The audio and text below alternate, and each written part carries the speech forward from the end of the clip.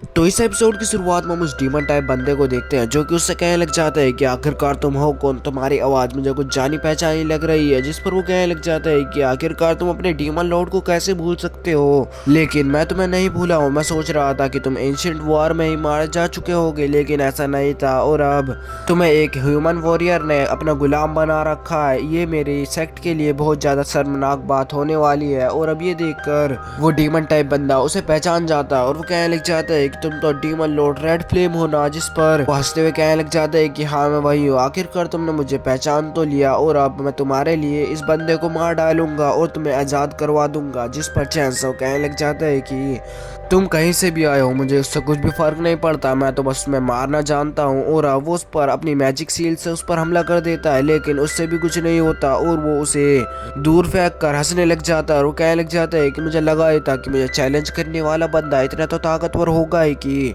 रोक सके, लेकिन इससे भी कुछ फर्क नहीं पड़ने वाला है। तुम्हारी पावर मेरे हिसाब से बहुत ज्यादा कमजोर है।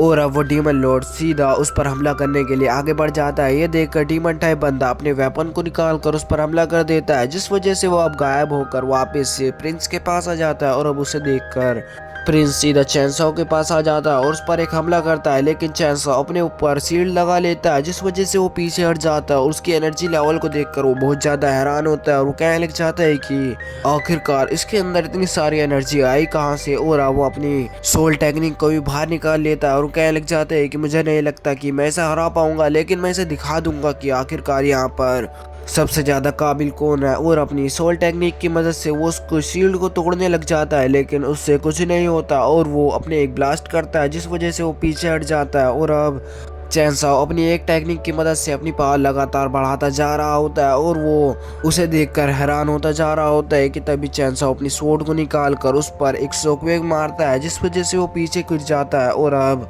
चैनसॉ अपनी लाइट स्पीड से उस पर हमला करने लग जाता है, लेकिन अब भी डीमन लॉर्ड को कुछ भी फर्क नहीं पड़ रहा होता है और वो उसे आसानी से रोक लेता है। और वो कहने लग जाता है कि तुम अब भी सच में मुझ पर ऐसे ही हमले करना चाह रहे हो, लेकिन अब तुम मरने वाले हो। और अब चैनसॉ उसकी बातें सुनकर अपनी एनर्जी लेवल को बहुत ज़्यादा बढ़ा देता है, लेकिन अब भी उसे कुछ फर्क नहीं पड़ रहा होता है और अब उसकी एनर्जी लेवल बहुत ज़्यादा बढ़ जाता है, जिस वजह से अब वो दोनों दूर हो जाते हैं। और अब वो डीमन टाइप बंदा कहने लग जाता है कि आखिरकार इसकी एनर्जी लेवल कितना है, लेकिन हम दोनों मिले तो इसे हरा सकते हैं शायद। और वो डीमन लॉर्ड भी हैरान हो रहा होता है और वो कह रहा होता है कि आखिरकार एक ह्यूमन वॉरियर के पास इतनी पावर कैसे आ सकती है। और अब वो डीमन टाइप बंदा अपने वेपन से उस पर हमला करने लग जाता है और चैनसॉ उसे कहने लग जाता है कि मैं इसे उलझाए रखूंगा, इतने तुम अपना ताकतवर हमला इस पर कर दो। जिस पर चैनसॉ अपनी मल्टीपल स्वॉर्ड टेक्निक से उस पर हमला करता है, लेकिन वो अपने ऊपर शील्ड लगा लेता है, जिस वजह से उसकी मल्टीपल स्वॉर्ड टेक्निक भी उसके ऊपर काम नहीं कर पाती है।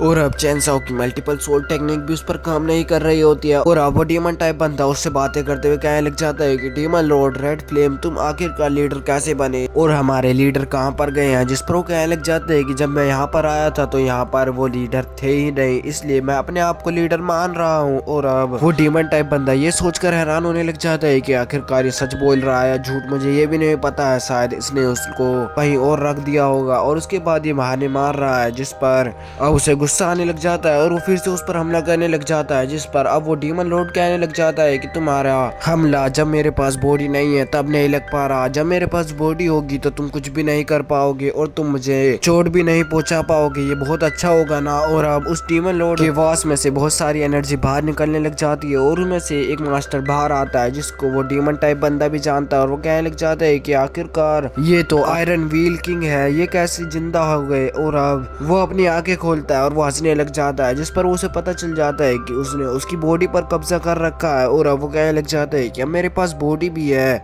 यानी आज तुम दोनों को मरना ही होगा। और अब वो उन पर हमला करने के लिए आगे बढ़ जाता है और सीधा पहले उस डीमन टाइप बंदे पर हमला कर देता है और यहीं पर यह एपिसोड खत्म हो जाता है।